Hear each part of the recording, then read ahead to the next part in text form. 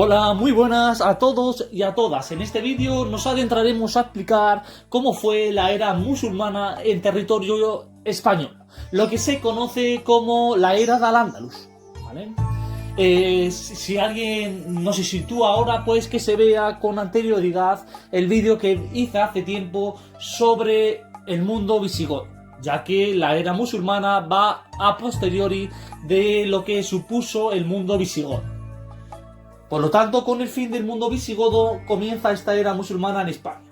Primero voy a hacer unas consideraciones iniciales antes de meterme con cada una de las etapas de Al-Ándalus. Comenzaré diciendo que la conquista musulmana de Hispania, de territorio español, no se debe excluir del marco de lo que conforma la historia de nuestros antepasados, la historia del territorio español, ya que en muchos manuales la encontramos, es fácil encontrarla, como una época excluyente del marco cronológico de nuestra historia, cosa que es errónea, porque sin duda alguna forma parte de la continuación del mundo visigodo, se rompe con el mundo visigodo y entramos a la era musulmana. Pero esta era musulmana, vuelvo a decir, que forma parte, como cualquier otra parte de la historia, de lo que conforma nuestro pasaje de nuestros antepasados, ¿vale? Por lo tanto, empezamos. Nos debemos situar en el año 711. En el año 711 va a aparecer un personaje musulmán fundamental que se denomina Musa. Musa era un emir, es decir, era un gobernante de un territorio que siempre debía obediencia al califa principal, que era Suleimán I en estos tiempos. Musa va a hacer una serie de acuerdos con el conde de Ceuta, don Julián. Don Julián va a traicionar a la patria, va a traicionar al pueblo visigodo y se va a pasar al Islam. Por lo tanto, Musa va a firmar los acuerdos con el conde don Julián, en donde le va a dar bastante dinero, bastantes tierras, a cambio de que les dejen entrar por Ceuta, ya que Ceuta era el espacio fronterizo más importante entre el mundo islámico y el mundo español, el mundo cristiano. Ante esto, pues va a mandar a un cliente importante que tenía Musa, a Tariq, y Tariq, con una cifra de 7000 bereberes, que eran unas tribus del norte de África que estaban sometidas al Islam, estaban sometidas a los musulmanes, junto con una clase elitista que serían los mercenarios sirios, pues se van a enfrentar a don Rodrigo, que fue el último rey visigodo en Hispania. Se van a enfrentar y va a ser una batalla decisiva para el mundo musulmán. Se va a poner fin a la era visigoda y se va a matar a don Rodrigo en batalla cuerpo a cuerpo. Además, en esta batalla es fundamental, pues, los acuerdos que va a hacer Witiza, que era el rey visigodo anterior a don Rodrigo. Los hijos de Witiza, vuelvo a repetir, con Musa. Musa se va a comprometer a ayudar estas revueltas que habían iniciado los hijos de Witiza contra don Rodrigo, y va a aprovechar la situación perfecta junto con los acuerdos que ya he comentado que hace con don Julián para vencer y poner fin a los visigodos. Esta batalla sucede en el año 711 y pues va a marcar el fin del mundo visigodo, vuelvo a repetir, y el comienzo de los omeyas, porque estos musulmanes que entran en Hispania, pues pertenecen a la dinastía omeya, ¿vale? Ante esto, pues Musa se presenta cara a cara contra Suleimán, que Suleimán era, como he dicho, el califa, y le va a decir que ha gobernado Hispania.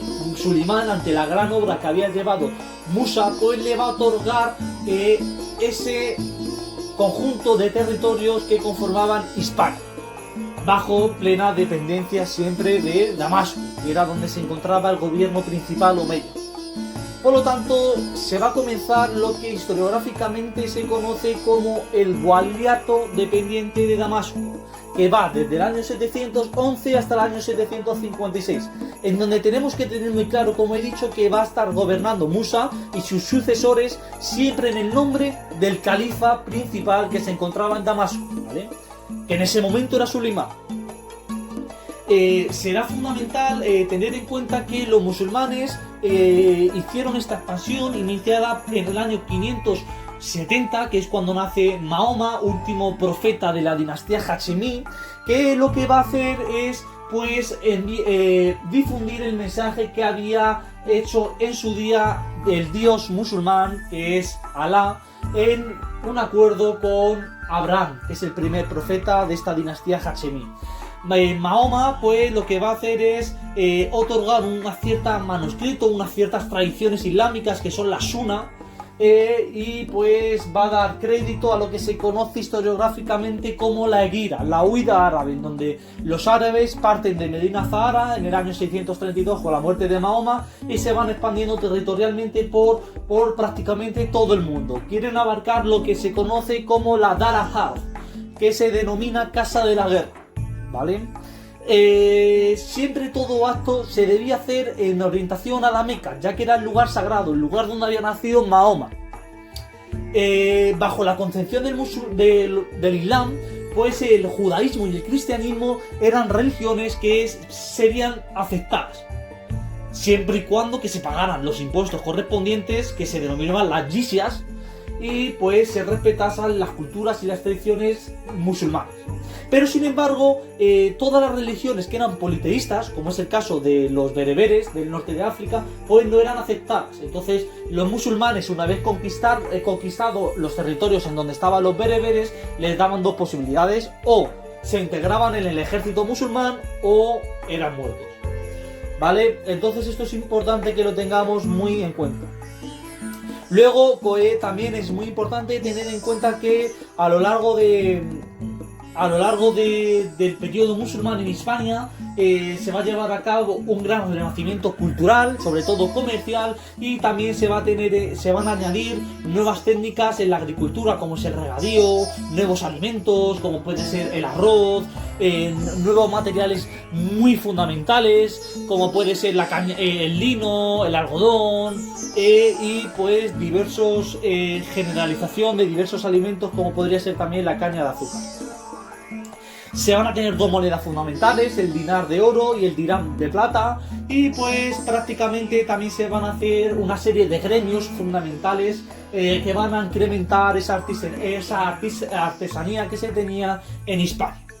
Sin embargo, en esta era del waliato, que como he dicho antes va del año 711 hasta el año 756, pues en la política exterior, en lo que respecta a la política exterior, aunque como ya he dicho, en la política interior se va a llevar un incremento pues a nivel generalizado, tanto económico como social, como político, a nivel exterior va a ser todo lo contrario y va a venir caracterizado por un periodo de grandes estabilidades, en donde vamos a tener dos grandes derrotas musulmanas que van a ser la batalla de Covadonga en el año 722 y la batalla de Poitiers en el año 732.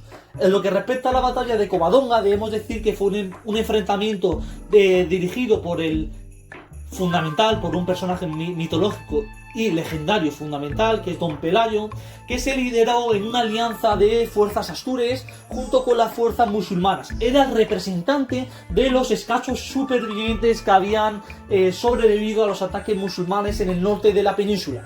Va a ser el que sin duda alguna va a comenzar esa reconquista cristiana de todos los territorios musulmanes y va a vencer a los musulmanes, como ya he dicho, en esta batalla importantísima de Covadonga. Hay un debate porque hay muchos historiadores que al día de hoy dicen que Don Pelayo era de origen visigodo y por tanto tuvo gran facilidad para liderar a todas estas tribus indígenas visigodas que quedaban en territorio español. Sin embargo, hay otros historiadores que dicen que no, que su gran habilidad guerrera y política fue la que hizo que su gran facilidad para ponerse en el mando. La batalla de Poitiers en el año 732 fue un enfrentamiento entre Carlos Martel, que es uno de los reyes más importantes junto con Pipino Breve y Carlomagno de los francos carolingios, y se enfrentó a Abderramán I y Abdalá al-Ghafiqi, que eran los dos gobernantes fundamentales que estaban en el momento en la dinastía omeya. Abderramán sobrevivió y consiguió escapar, pero sin embargo Abdalá al-Ghafiqi murió en batalla. Además, ante estas dos batallas también tenemos que añadir un gran descontento a nivel general que había dentro del reino, ya que los omeyas hacían una clara distinción entre musulmanes de primera, que eran los que eran árabes de nacimiento, y los musulmanes de segunda, que eran pues los posibles judíos o cristianos que se traspasaban al Islam, los llamados muladíes, ¿vale? Esto no conformaba con lo que Mahoma y Alá habían proclamado en el Corán y en la Sunna, que decía que toda la umma, que es toda la comunidad islámica, tiene que haber una gran igualdad. Y por lo tanto rompen con la Sunna, rompen con el Corán, y va a haber ciertos movimientos seccionistas, ciertas facciones que se van a enfrentar a los Omeya, en donde van a aparecer en el año 750 una dinastía fundamental, la dinastía abasida, los abasíes, y se van a enfrentar y van a vencer a los omeyas.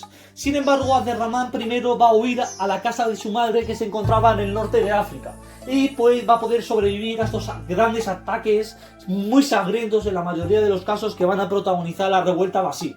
Y por lo tanto, desde el año 756 hasta el año 929 tenemos el Emirato Independiente de Bagdad, en donde pues Abderramán I huye, se proclama emir independiente de Bagdad, es decir, no le debe rendir homenaje al califa abasí de Bagdad, en este caso, no le debe rezar en la yihad de los viernes, y por lo tanto pues se proclama emir independiente. Esto no quiere decir que espiritualmente pues tengan la misma tradición que los abasíes, pero sin embargo no le debe rendir ese culto al califa, ¿vale? Es fundamental tener en cuenta que durante este gran periodo que vamos a tener sobre todo dos reinados fundamentales, que va a ser el reinado de Abderramán I y el reinado de Abderramán II, ¿vale? Va a haber más reinados, como por ejemplo el de Muhammad I, pero sin embargo estos dos son los dos fundamentales. Van a venir caracterizados los dos por una gran reforma a nivel interno de lo que sería el nuevo califato omeya, pero sin embargo por lo que más vienen caracterizados es por las grandes estabilidades externas, lideradas sobre todo por los mozárabes, que les imponían grandes impuestos para sobrevivir, que por si alguien no lo sabe, los mozárabes son los cristianos que siguen queriendo ser cristianos, es decir, no se convierten al Islam, y por lo tanto tienen que pagar lo que ya he dicho antes, que son las jizya, los impuestos. Y por lo tanto, a base de estas jizyas, de estos grandes impuestos que se les otorgaba a los mozárabes, pues crece una gran reforma liderada primero por Abderramán I y luego por Abderramán II, que son los dos grandes protagonistas. Abderramán II va a llevar a cabo la gran consolidación del régimen omeya en Hispania, ¿eh? Es decir, no solo va a continuar la obra iniciada en su día por Abderramán I, sino que va a consolidarla y a reforzarla muy notoriamente. Tenemos que tener en cuenta que dos enemigos van a protagonizar el fin de este Emirato Independiente de Bagdad. Por una parte tenemos a los diferentes bereberes, a los diferentes no árabes, que están hartos de esta política que llevan a cabo los omeyas. Por lo tanto se van a organizar en grandes revueltas que se convierten a fondo en una gran amenaza para el imperio omeya. Y por otra parte tenemos a los carolingios, en donde aparece en escena un carolingio fundamental, el señor Carlomagno, que ya, como explicaremos en otros vídeos que subiré más adelante, el imperio carolingio debe su gran afán y su gran auge a este hombre, a Carlomagno, que va a organizar en el año 795 las diferentes marcas, en donde destaca la marca hispánica. Hay una revuelta liderada por un rebelde que se llama Suleimán, que se va a rebelar al gobernante omeya, y por lo tanto Carlomagno ve la oportunidad perfecta para adentrarse en los Pirineos y ayudar a esta revuelta anti-omeya, ¿vale? Sin embargo, es una traición, le traicionan a Carlomagno, y Carlomagno se va furioso otra vez a Francia, pero sin embargo, antes de llegar a Francia, hace en Zaragoza hace una revuelta que se un saqueo, una especie de saqueo, robo, que se conoce como la batalla de Roncesvalles, ¿vale? Que es fundamental, en donde es derrotado, y como ya veremos en otro vídeo que haga sobre los cristianos, pues da comienzo a la independencia de muchos territorios cristianos del norte, ¿vale? Sobre todo pues en donde se hace, que sería Pamplona. Se da comienzo, es un punto fundamental en el comienzo y origen del reino de Pamplona, ¿vale? Ya que consigue independizarse de los carolingios, ¿vale? Sin embargo, pues el avance franco con el paso del tiempo se fue haciendo más grande y las revueltas bereberes cada vez se fueron agudizando. Y esto llevó a que prácticamente se destruyera este emirato independiente de Bagdad. En este momento se encontraba en escena un personaje fundamental, Abderramán III. Abderramán III decide huir y decide independizarse por completo de los abasidas y forma lo que se denomina el Califato de Córdoba, que va entre el año 929 hasta el año 1031. Entre las obras más importantes que hace Abderramán III debemos destacar la construcción de la mezquita de Córdoba. Durante este gran periodo pues vamos a encontrar tres califatos. El abasida, que va a seguir en Bagdad, va a seguir igual en Bagdad, y luego tenemos dos califatos contrarios al abasida. Por un lado, el que ya he dicho, el califato de Córdoba, iniciado por Abderramán III, y tenemos luego al califato fatimí en el Cairo, en Egipto. Abderramán III se vuelve a proclamar como Omeya, porque él es Omeya, es decir, se proclama descendiente directo de Mahoma, en donde pues para ello pues liquida todas las revueltas internas que había en la península ibérica, sobre todo liderada por estos cristianos que ya he comentado anteriormente, frena todas las ambiciones por completo que había entre los creadores del califato fatimí, y básicamente va a hacer un periodo de gran auge. Sin embargo, poco a poco este auge se va deteriorando debido sobre todo a la presencia de un personaje fundamental, Almanzor. Almanzor se hace básicamente el que lleva el gobierno en época de Gisán II. ¿Qué pasa? Que teníamos en Gisán II, vamos a tener al rey nominal, que es Gisán II, pero sin embargo vamos a tener a un rey que prácticamente se hace califa, que es el señor Almanzor.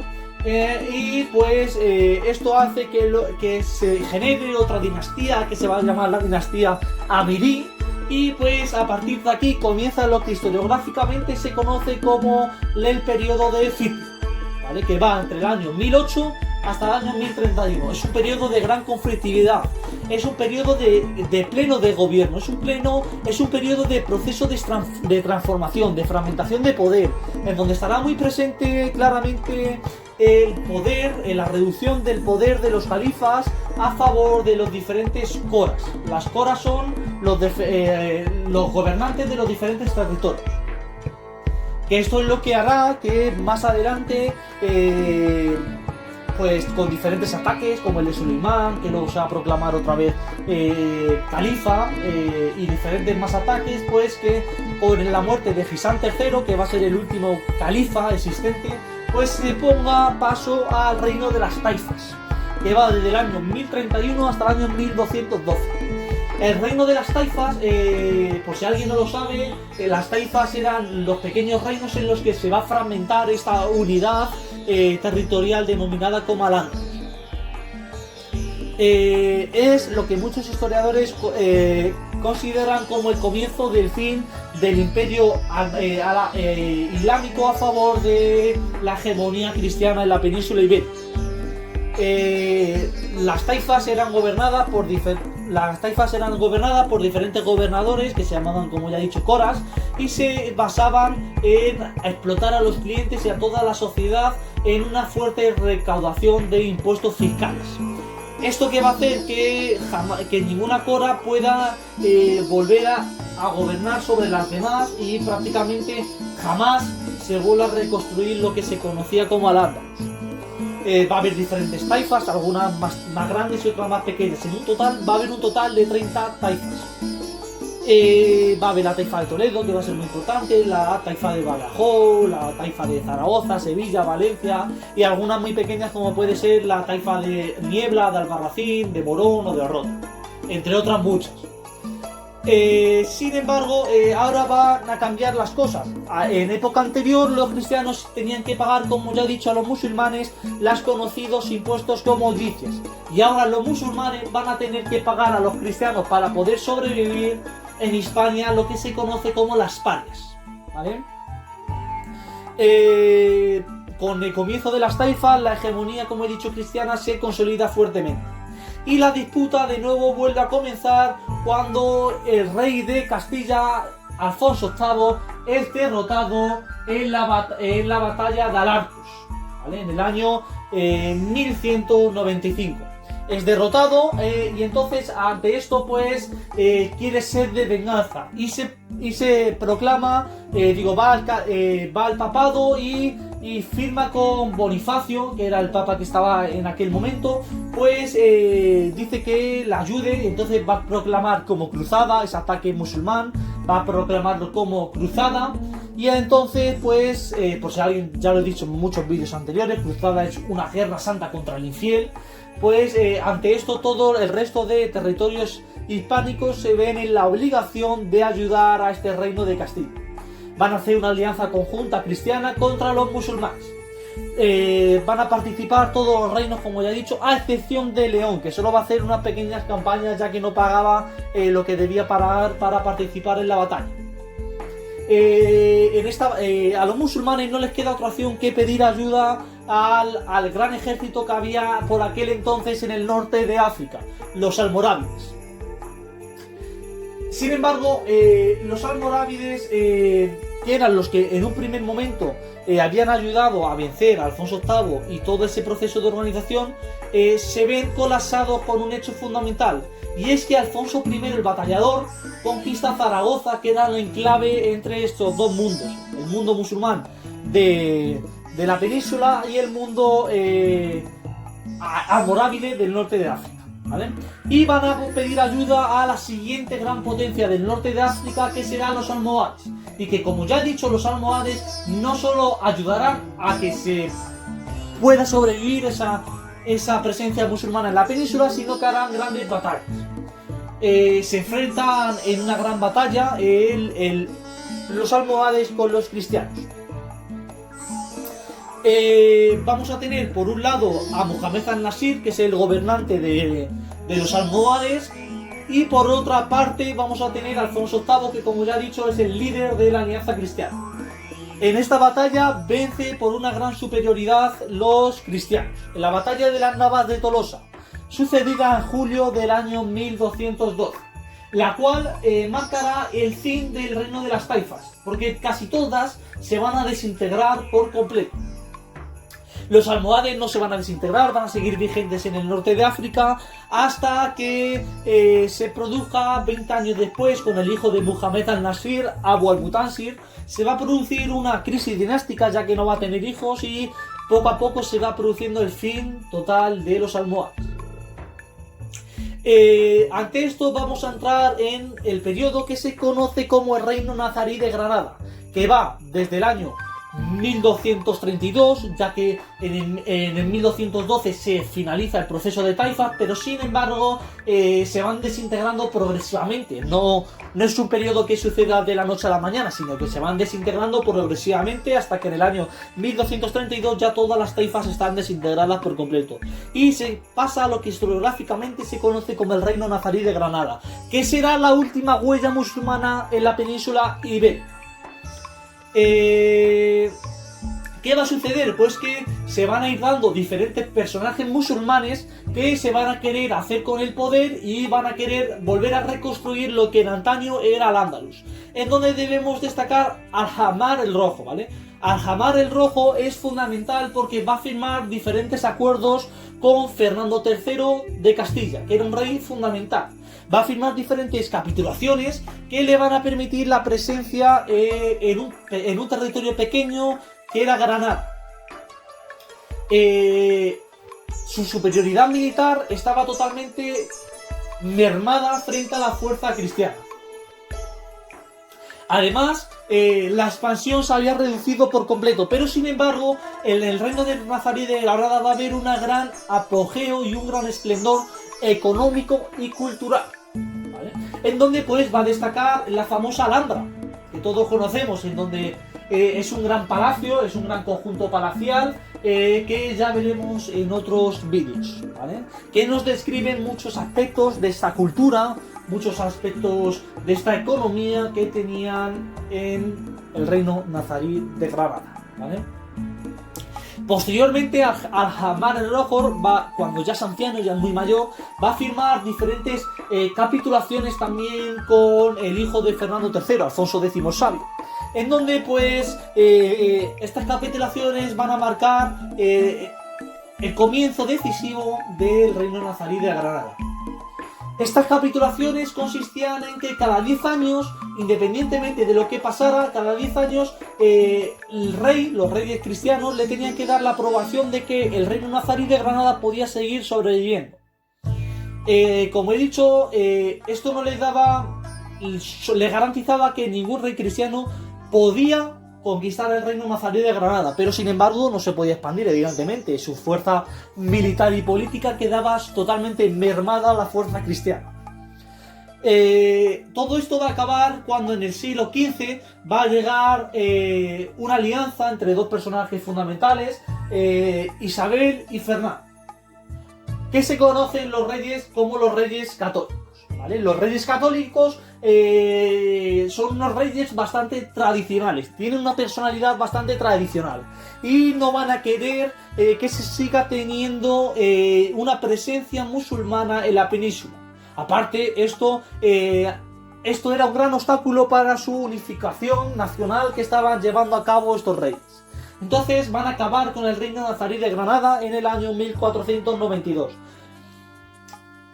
Que como todos ya sabéis coincide también con el año de las exploraciones que lleva a cabo Colón en América, que es un tema que muy breve tendremos un vídeo sobre él, desmintiendo que realmente no es Colón el que descubrió América. Y pues con esta conquista del reino nazarí de Granada se acaba la huella de musulmanes en la península ibérica. Espero que os haya gustado, espero que os haya sido útil, que hayáis podido entender en qué consistió esta era musulmana, esta presencia musulmana en la península ibérica. Como ya comenté en otro vídeo, el siguiente vídeo hablaremos sobre voces que nos comunican cosas que van a pasar. Nuestros, sin duda alguna, ángeles de la guardia. Bueno, espero que os guste mucho y un gran saludo y un abrazo muy fuerte a todos.